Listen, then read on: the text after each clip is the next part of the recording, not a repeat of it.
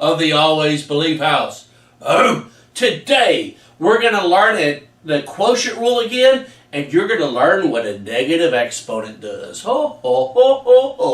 Remember last week, some of the answers were negative exponents and you left them the same. Today you're actually going to figure out what those negative exponents do to the answer. Okay, so a magical whiteboard appears, and let's start learning about negative exponents. This is what life's all about. Okay, really quickly, remember the quotient rule. When you have a quotient, you're going to divide the big numbers, but you subtract the exponent, the numerator minus the denominator. The numerator minus the denominator.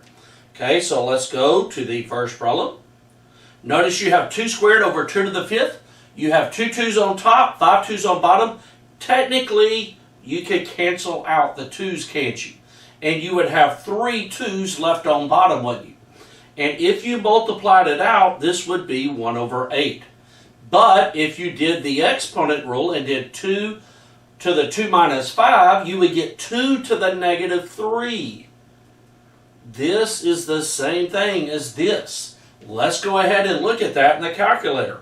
So get your calculator out, okay, and I'm going to show you how to put an exponent into your calculator. So you're going to hit 2. We're going to put 2 to the 3rd power. Now then, look to the left of the 4 key. To the left of the 4 key, there's an x squared key. To the left of the x squared key, there's a number up key. That caret symbol, that slanted check mark, the caret symbol extends or superscripture font. So now then, after you hit that button that's red on the screen, type in a negative 3. Now then, notice you have 2 to the negative 3. What did we say? Those 2's, 2 to the 3 is 8, but the 2's aren't in the numerator, they should be in the denominator. That's what the negative exponent does. And the answer is 1 over 8. The negative exponent does not make your answer negative. The negative exponent does not make your answer negative. It means that your base is in the wrong part of the fraction. So 2 to the negative 3 means I'm going to do 2 to the 3rd, which is 8, but the 8's not in the numerator. The 8 should be in the denominator. That is a huge concept. You've never seen it before. Well, let's go back to the paper. Let's do a to the 4th over a to the 9th. I'm going to write 4 a's on top, and I'm sorry about my handwriting, and 9 a's on the bottom.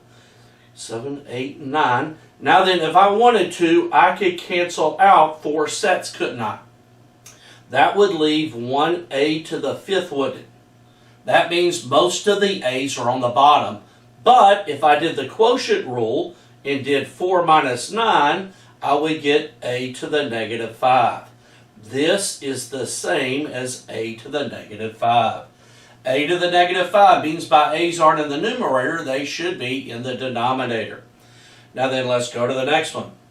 Okay, we have x to the 3rd y over x to the 7th. So I'm going to write down my x's. So I'm going to have x, x, x, y, and then 7 x's on the bottom. 5, 6, 7. I could cancel out 3 sets of x's, right? What's left? I have a y on top, and then I have 4 x's on bottom, don't I? Notice if I subtract 7 minus 3, if I do the bottom minus the top, I get my exponent of 4, don't I? But if I go over here, and if I do x to the 3 negative 3, x to the 3 minus 7y, which is what that problem is stating, I get x to the negative 4y, which is the same as this. So the x to the negative 4 means my x's are in the denominator. The y is a positive, it stays in the numerator. Big, big, big concept. That's got to click. The negative exponent moves the base across the fraction bar. The negative exponent moves the base across the fraction bar. Big concept. So remember, what does 1 to the negative 2? Now then, look at this one. We have 1 over 2 to the negative 3. Notice my negative exponent is in the denominator in it. That means the base of 2 should not be in the denominator, it should be in the numerator. So let's type that into the calculator. So hit Control Divide to get a fraction in there. Put 1 in the numerator. Let me get 1 in the numerator. Then hit the down button. Now then I'm going to hit 2. To get my exponent, I'm going to hit the caret button and then a -3. So I have 1 over 2 to the -3. My 2's should not be in the numerator, they should be in the denominator. 2 to the third is 8, so the answer won't be -8, it won't be -1 over 8, it won't be 1 over 8. The 8 should be in the numerator, the answer is just going to be 8. So hit enter, and the answer is just 8 in it. The 2's are not in the denominator, they should be in the numerator. So let's go back to here. This is going to turn into 2 to the third over 1. So when you move a negative base across the fraction bar, the exponent will change from negative to positive. So this would end up being 8, which is what we got on the calculator. So write the rule. The rule means a negative exponent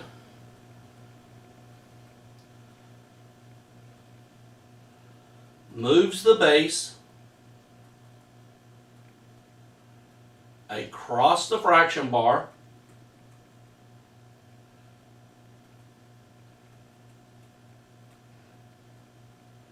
If you had to do it with letters, let's just write down x to the -n. That's 1 over x to the n. If you have 1 over x to the -n, that's going to be x to the n over 1. So anytime you take a negative exponent and move it across the base, the negative exponent will change to a positive exponent. Now let's go down to here. Do y'all see that first problem? X to the -5. Technically, that is x to the -5 over 1. Should the x's be in the numerator? The -5 means those x's should be in the denominator. So my answer is going to be 1 over x to the 5th. From now on, you will not leave negative exponents in your answer. You're going to have to switch all the negative exponents and make them positive. Last week, you were leaving the negative exponents in the answer. Let's go to this one.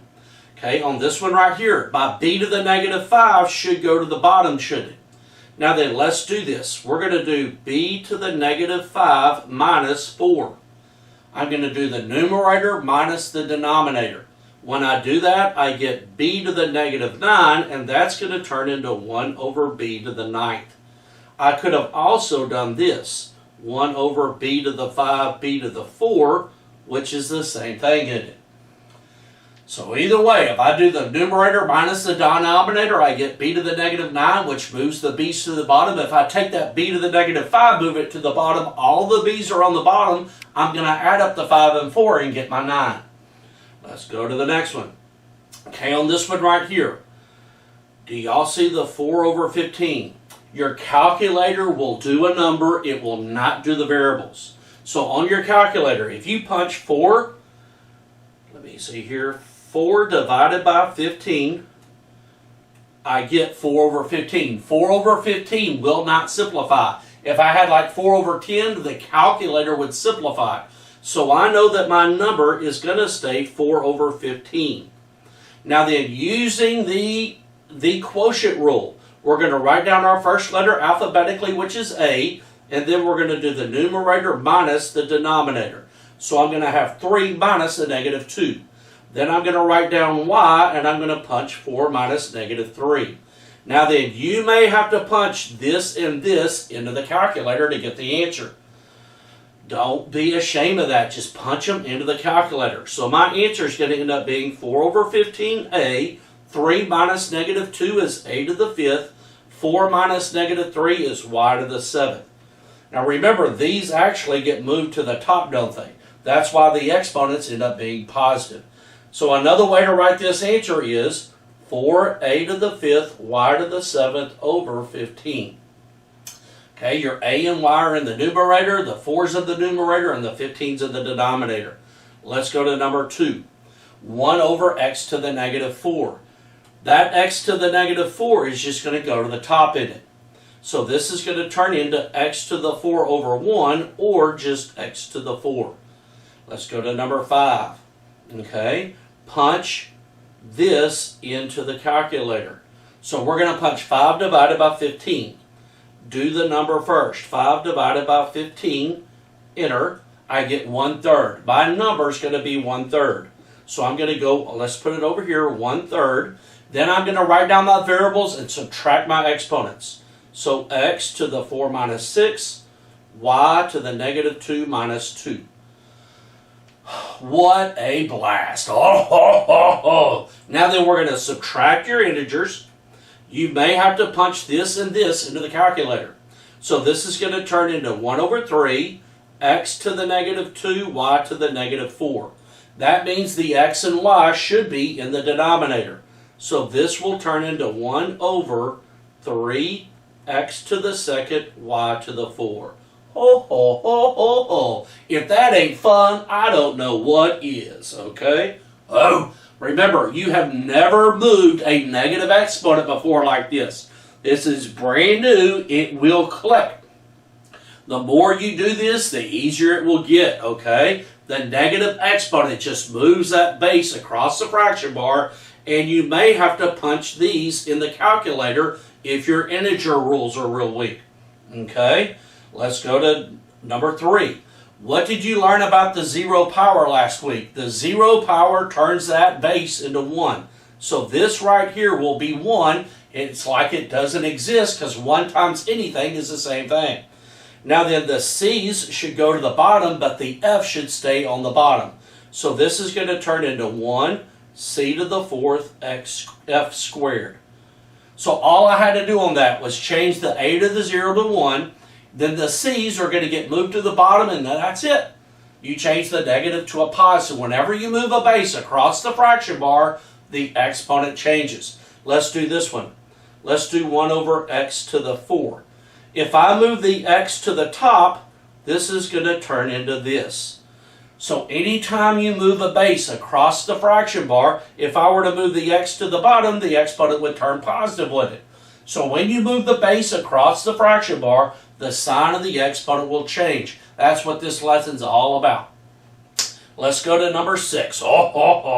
Number 6 is the same thing as number 7.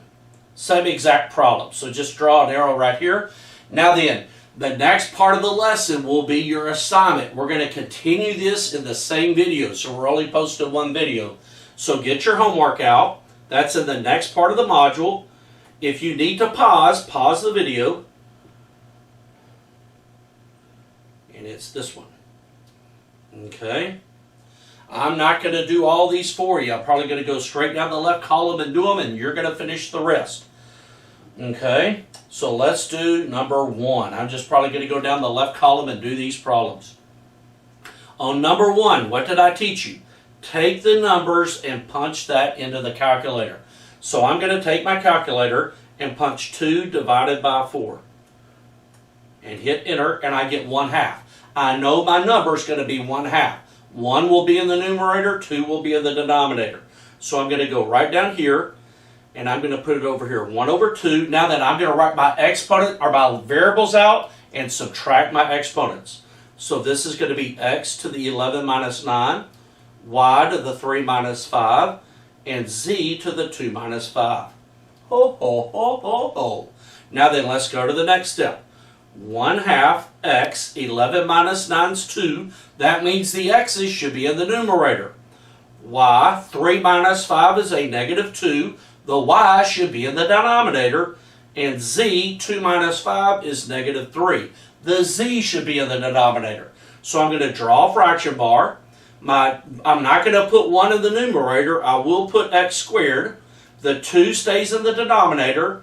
The y's go to the bottom, and when you do that, the negative changes to a positive, and the z is going to be at the bottom. This right here will be the answer. You have never written down answers like this. So now you're switching the negative exponents to the positives, and your answer will look funky, okay? Just remember, when you do this part in the calculator, you have to end up with a 2 in the denominator. If this is a multiple choice problem and 2 is not in the denominator, that choice is wrong. Don't forget that. Let's go down to number 4, okay? On number 4, this is a fraction, or it's not a fraction, but I could put it over 1. The y to the negative 7 means my y should be on the bottom, so this will turn in to this. Okay? Those two mean the same exact thing. Let's go to number 7. The 5 should not be on the top, they should be on the bottom. Now then on number 7, this is a number in it. I could punch this straight into the calculator. But let's use this first. We know that the 5 should be on the bottom. 5 times 5 times 5 times 5, you know, you're 5 times 5, 25, then 125, then 625. This should end up being 1 over 625. Never ever leave a number with an exponent. Now then, let's punch this on the calculator. 5 caret negative 4, and we should get 1 over 625, shouldn't we? And the calculator gives us the answer. If you only have numbers in the problem, use the calculator. If you only have numbers in the problem, use the calculator. The calculator will do the math. Let's keep going. F-U-N, fun, fun, fun. Let's go to the next one. On the next one, my number is 24 over 12. I'm going to punch that into the calculator. So 24 divided by 12. If you want, you could hit Control Divide, put 24 on top, 12 on bottom, hit Enter, and I get 2. So 2 will be in the numerator. The denominator won't have a number. So on a multiple choice problem, I know I need a 2 in the numerator. So let's go back to the problem. I'm going to write down 2. And then I'm going to do x to the 6 minus negative 8. You may need to punch this into the calculator. 6 minus a negative 8 is 14. So my answer is 2x to the 14. That's the answer. Let's go down to number 13. Okay, and I'm just going to do, I'll do number 13, okay? 13 is going to be tough. What is the missing value? What is this exponent right here, okay? That's what we want to get. So let's just write down b to the negative 3 over b to the m, and my b ends up being this. Okay, so now I'm going to keep going, and I'm going to do b to the negative 3 minus m. Technically, I need to do this. This is going to be kind of tough. So I'm going to put 1 over b to the 3m, b to the m, equals 1 over b to the 5th. So I moved that b to the negative 3 to the bottom. Now then, I know that 3 plus m has to be 5. I'm going to do this plus this equals this. So 3 plus m equals 5. My m is going to, and I'm going to let you get that answer, okay? Have a blast doing the rest of the problems. It is going to be F-U-N, fun, fun, fun. Remember, you are amazing, you are created to do wonderful things, and you are awesome.